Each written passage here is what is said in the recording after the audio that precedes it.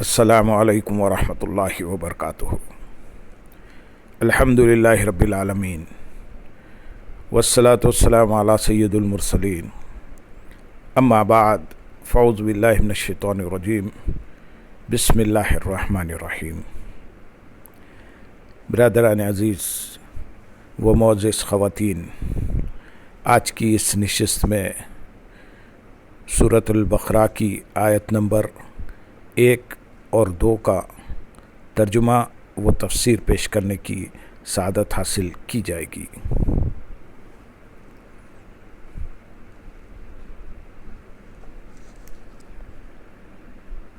بسم اللہ الرحمن الرحیم۔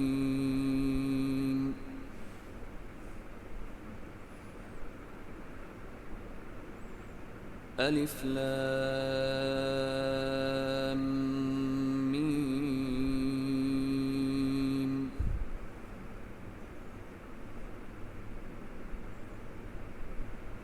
ذلك الكتاب لا ريب فيه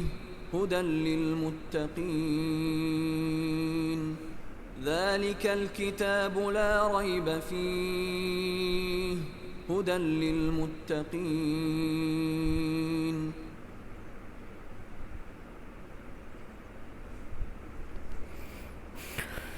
اللہ کے نام سے شروع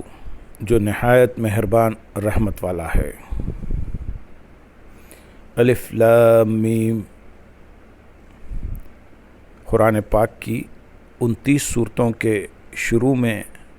اس صورت کے حروف ہیں، انہیں حروف مقطعات کہتے ہیں۔ ان کے بارے میں سب سے قوی قول یہ ہے کہ یہ حروف اللہ تعالیٰ کے راز ہیں اور متشابہات میں سے ہیں۔ ان کی مراد اللہ تعالیٰ جانتا ہے اور ہم ان کے حق ہونے پر ایمان لاتے ہیں۔ یہاں یہ بات یاد رہے کہ اللہ تعالیٰ نے اپنے حبیب صلی اللہ علیہ وسلم کو بھی حروف مقطعات کا علم عطا فرمایا ہے، جیسا کہ قاضی بیضاوی رحمۃ اللہ علیہ انوار التنزیل میں صورتوں کے ابتدائی یعنی حروف مقطعات کے بارے میں فرماتے ہیں۔ ایک قول یہ ہے کہ یہ ایک راز ہے جسے اللہ تعالیٰ نے اپنے علم کے ساتھ مخصوص فرمایا ہے۔ تقریباً ایسی ہی روایات خلفائے اربعہ اور دیگر صحابہ اکرام رضی اللہ تعالیٰ عنہ سے بھی منقول ہے، اور ممکن ہے کہ صحابہ اکرام رضی اللہ تعالیٰ عنہم نے یہ مراد لیا ہو کہ یہ حروف اللہ تعالیٰ اور اس کے رسول صلی اللہ علیہ وسلم کے درمیان راز و نیاز ہیں، اور یہ ایسے اسرار و رموز ہیں جنہیں دوسرے کو سمجھنا مقصود نہیں۔ اگر یہ راز حضور اقدس صلی اللہ علیہ وسلم کو معلوم نہ ہوں تو پھر غیر مفید کلام سے خطاب کرنا لازم آئے گا، اور یہ بعید ہے۔ امام خفاجی رحمۃ اللہ علیہ فرماتے ہیں، انوار التنزیل کے بعض نسخوں میں استاثرہ اللہ بعلمہ اور استاثرہ کی ضمیر رسول اللہ صلی اللہ علیہ وسلم کے لیے ہے اور با مقصورہ پر داخل ہے، یعنی اللہ تعالیٰ نے حضور اقدس صلی اللہ علیہ وسلم کو اپنے علم سے خاص کر کے معزز و مکرم فرمایا، یعنی مقطعات کا علم صرف اللہ تعالیٰ اور اس کے رسول صلی اللہ علیہ وسلم کو حاصل ہے۔ اس معنی کو اکثر سلف اور محققین نے پسند فرمایا ہے۔ علامہ محمود آلوسی رحمۃ اللہ علیہ فرماتے ہیں، غالب گمان یہ ہے کہ حروف مقطعات مخفی علم اور سربستہ راز ہیں جس کے ادراک سے علماء عاجز ہیں، جیسا کہ حضرت عبداللہ بن عباس رضی اللہ تعالیٰ عنہما نے فرمایا، اور خیالات اس تک پہنچنے سے قاصر ہیں، اور اسی وجہ سے حضرت ابوبکر صدیق رضی اللہ تعالیٰ عنہ نے فرمایا، ہر کتاب کے راز ہوتے ہیں، اور قرآن مجید کے راز صورتوں کی ابتدا میں آنے والے حروف ہیں۔ امام شعبی رحمۃ اللہ علیہ فرماتے ہیں، یہ حروف اللہ تعالیٰ کے اسرار ہیں تو ان کا کھوج نہ لگاؤ، کیونکہ رسول اللہ صلی اللہ علیہ وسلم کے بعد ان کی معرفت آپ صلی اللہ علیہ وسلم کے علوم کے وارث اولیاء اکرام کو ہے، انہیں اسی بارگاہ سے ان اسرار کی معرفت حاصل ہوتی ہے، اور کبھی یہ حروف خود انہیں اپنا معنی بتا دیتے ہیں، جیسے نبی کریم صلی اللہ علیہ وسلم کے ہاتھوں میں کنکریوں نے تسبیح کے ذریعے کلام کیا، اور گواہ اور گوہ اور ہرن حضور اقدس صلی اللہ علیہ وسلم سے ہم کلام ہوئے، جیسا کہ ہمارے آباء و اجداد یعنی اہل بیت رضی اللہ تعالیٰ عنہ سے یہ بات حروف مقطعات کا علم ہونا صحت سے ثابت ہے۔ بلکہ جب کوئی بندہ قرب نوافل کے درخت کا پھل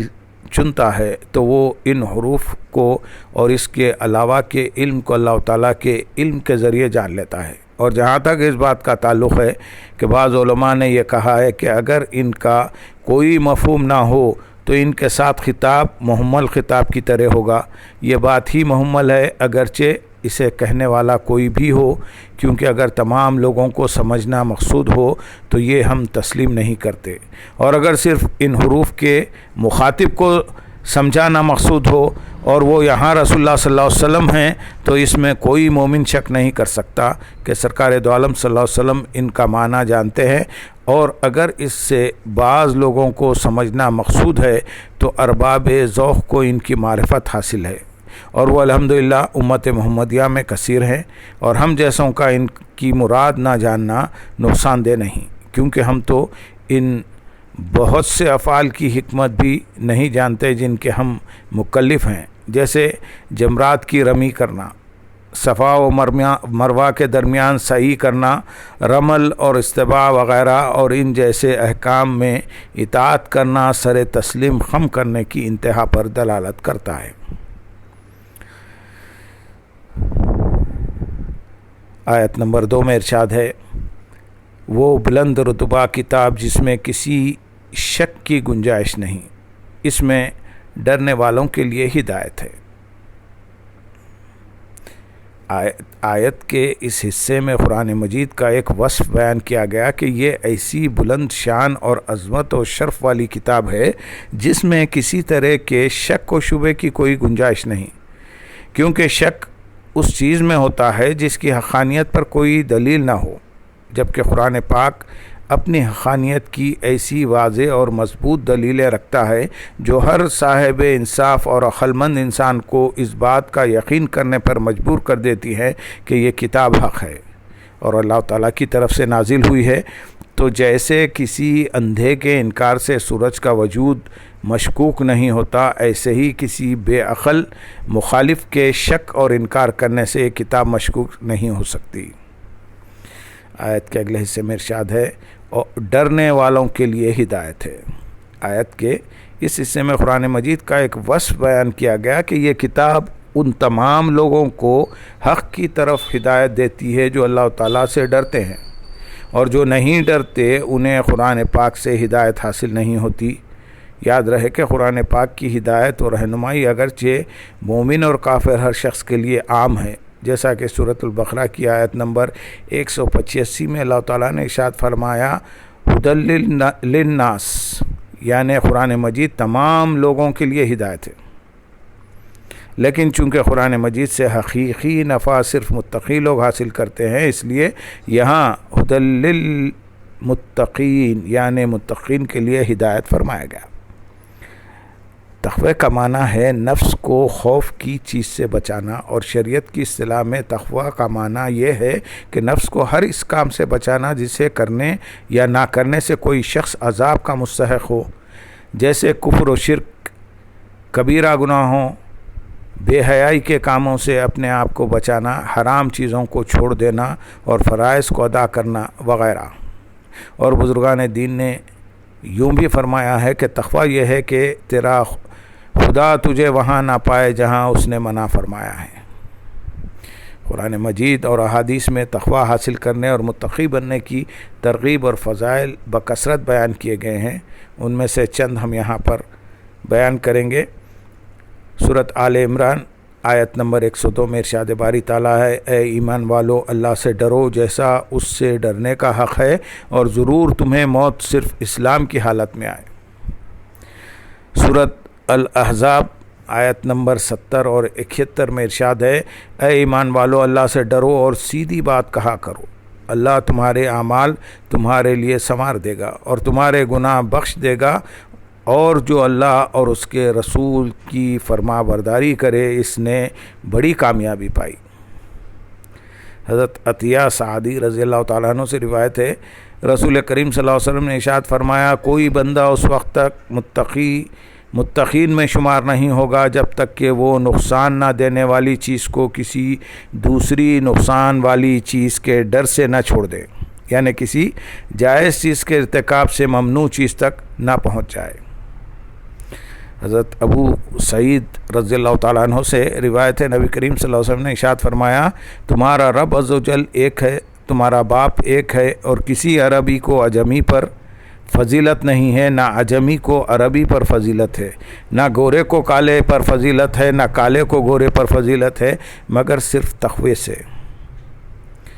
حضرت انس رضی اللہ تعالیٰ عنہ سے روایت ہے، حضور پر نور صلی اللہ علیہ وسلم نے ارشاد فرمایا، تمہارا رب عز و جل ارشاد فرماتا ہے، اس بات کا مستحق میں ہی ہوں کہ مجھ سے ڈرا جائے، اور جو مجھ سے ڈرے گا تو میری شان یہ ہے کہ میں اسے بخش دوں۔